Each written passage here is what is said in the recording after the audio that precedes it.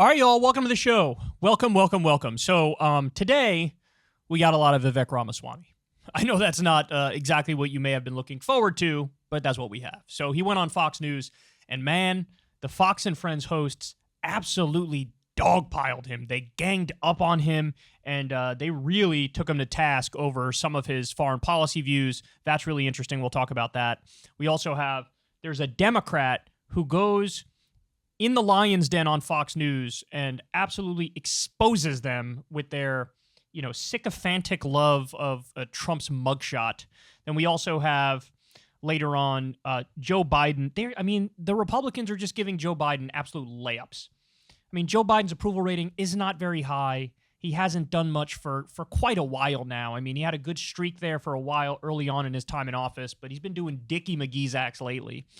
And but the Republicans are so extreme that Biden's able to cut these ads with absolute layups, and it's amazing how low the bar is for Democrats in order to win because the Republicans are so insanely psychotic.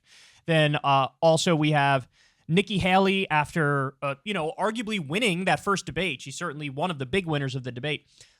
She's now doing a humiliation tour with the media and telling everybody her horrendous ideas on a number of fronts. And Alabama just came up with a brand new way to execute people. Okay, that's fun. By the way, massive shout out to Corin. I'm wearing the Kyle Seltzer Gang shirt.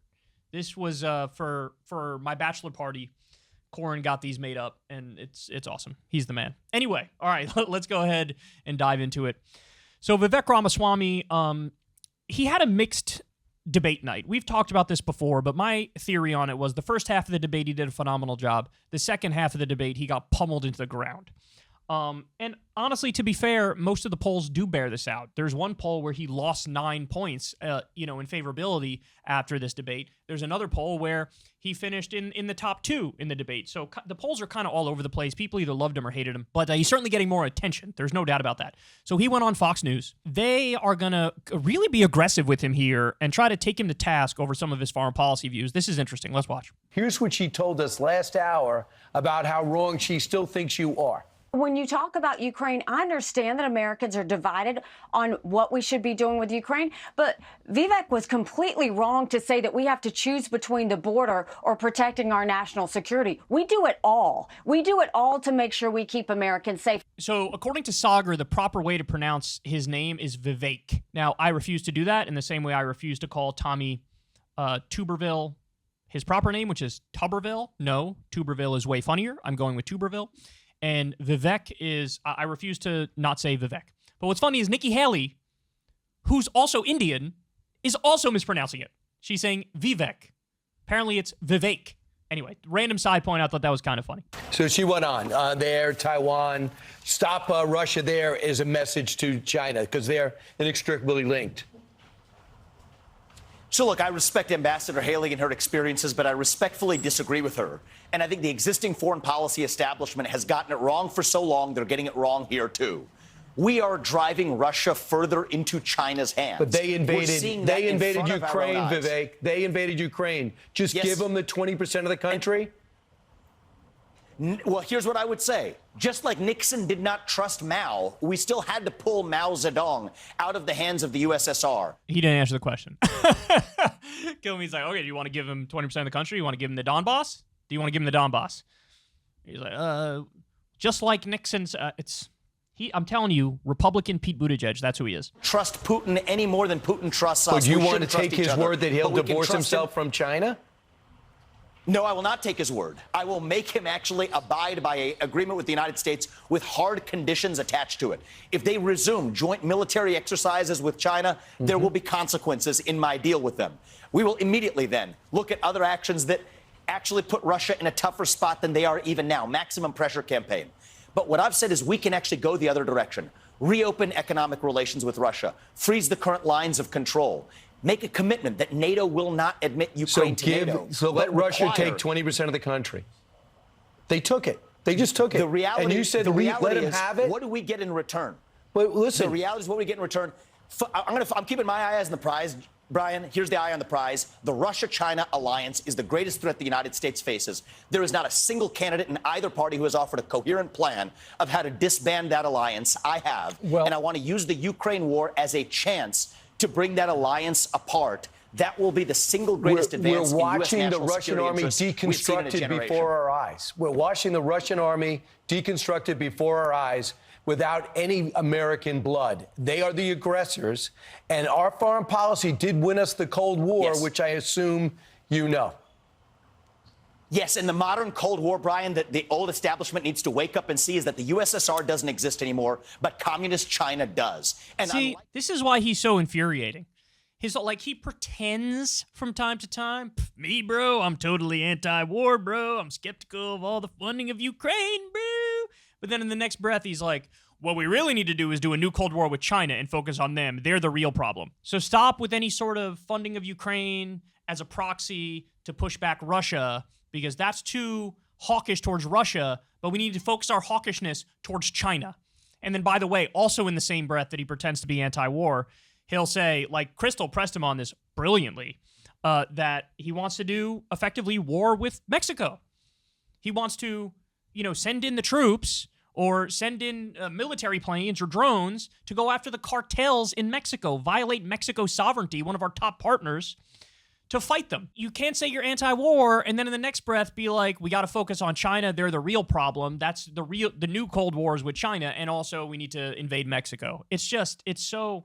And by the way, if you think it's confusing so far, if you think it's hypocritical so far, wait until we get to Taiwan. This is glorious. We now depend on communist China for our modern way of life. If that had been a Russian spy balloon flying over half the United States, we would have shot it down in an instant and ratcheted up sanctions. But because it was a China... Okay, by the way, a story has since come out about that so-called spy balloon. It turns out it wasn't a spy balloon. I got dogpiled at the time when I was like, yeah, if I was president and that balloon was floating over our country, my first thing would be like, well, get me more information on it. What actually is this thing floating over our country?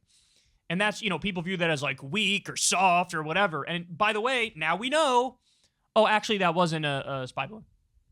Oh, would you look at that? So more information is actually a good thing. And here he is still spreading misinformation, acting like it was a spy balloon, number one. But number two, he's saying like, man, we should have, blown that thing out of the sky immediately. If it was a Russian spy balloon, we would have done that. But since I think it was a Chinese one, we didn't do that. We're kowtowing to China. Oh, Jesus Christ. This is such garbage. China is bolder because they know Russia is in their camp. Russia does have the largest nuclear stockpile. You will never separate them. Why do you want to embolden China even more and allow them to take disagree Taiwan? respectfully. What about Taiwan? You said that you were fine basically with China taking Taiwan? That's actually not what I said. Okay, what did you say? To the contrary, I'm glad Clarify. we're having this discussion. What I said is there isn't a single candidate in the Republican Party who's had the courage to say what I've said, which is we will defend Taiwan. Right now, the U.S. policy of strategic ambiguity doesn't allow establishment politicians to say that. So now the establishment position vis-a-vis Taiwan is, that we're not going to defend it, but he's the brave truth teller saying we would defend Taiwan. Well, Vivek, that's perfectly analogous to the Ukraine situation, and you don't want to fund Ukraine. Like, there's no consistency. There's no consistency. So your position vis-a-vis Taiwan is, well, defend them, but your position vis-a-vis Ukraine is don't even fund them to give them a fighting chance to defend against an aggressive Russian invasion. I said we will defend Taiwan, at least until we have semiconductor independence in this country, at which point we will reevaluate. So are you a fan of the CHIPS Act? The Biden law, which is bringing back microchip manufacturing to this country? Are you in favor of that? I haven't heard him say anything about the CHIPS Act. Hey, that was actually one good thing that Biden did. Credit where credit is due. He didn't say that. Oh, we'll defend Taiwan unless and until we get semiconductor independence, and then we'll reevaluate. All right. Brian, I will remind you that the U.S. policy right now is a one China policy. Donald Trump was derided for picking up a phone call from the Taiwanese president. That's how pathetic our current policy is. I think we should be clear that we will defend Taiwan. Believe it or not, but this also president, make it clear to Xi Jinping. Believe it or not, this president keeps saying we are. He's different from his State Department. When Fox and Friends is that aggressive with your ass, I mean, I feel like that's a rare thing. Here you have somebody who's a Republican who's running for office, and Fox and Friends is like going after him aggressively. So, look, this is what's going to happen. Now that Vivek had a moment in the spotlight, all of this extra criticism is going to come, and people are going to get a better look at what his policies are, what his ideas are, what his history is. Speaking of that, look at this about Vivek's policies. So Jeff Stein tweeted this. Deprive about 20 million young people of the right to vote unless they pass a civics test or join the military. That's another thing that Crystal absolutely pressed him on. Lay off about 1.5 million federal workers, which is that 75% of the federal workforce? No. Is it? I thought the number is way higher than that of federal employees. Anyway, let's continue. Shut down the FBI, the IRS, the Education Department, etc. Peg the U.S. dollar to gold, so go back to the gold standard. End Ukraine aid. Department of Defense strikes in Mexico. And fossil fuels forever. These are some of his policies. Then we also have, this one is something here. This is how populist entrepreneur Vivek Ramaswamy got rich. He founded a biotech firm with hedge fund and venture capital money. He bought a patent for an Alzheimer's drug that had failed 4 trials, raised more money to take it to market. He took the company public and cashed out. And then the drug fails the 5th trial, and all the investors he wiped them out. This guy's not an outsider. This guy's not a populist. This guy's a smooth-talking, Ivy League-educated fraud. That's what he is. And by the way, he was another one of these guys like DeSantis. Everything's woke, woke, woke, woke, woke, woke, woke, woke, woke. Woke bad, woke bad, woke bad, woke bad. And then we had all these polls that came out recently that said this is not resonating at all with the American public. Dropped it immediately. Flipped on a dime. Vivek, in his book, super harsh and critical of Trump about January 6th, of not admitting he lost the election, all that stuff. Now, singing a different tune, and we're going to get to a story later. He was asked directly what he would have done if he was in Pence's shoes on January 6th, and his answer is abysmal. Totally flipped on that. Why? Because he's a wave rider. He's a wave rider. He's trying to ride the waves of popularity for careerist purposes to get himself in a better position. Remember, we covered a story. He was this close to penning a deal with, I think it was the Daily Wire, and fell through.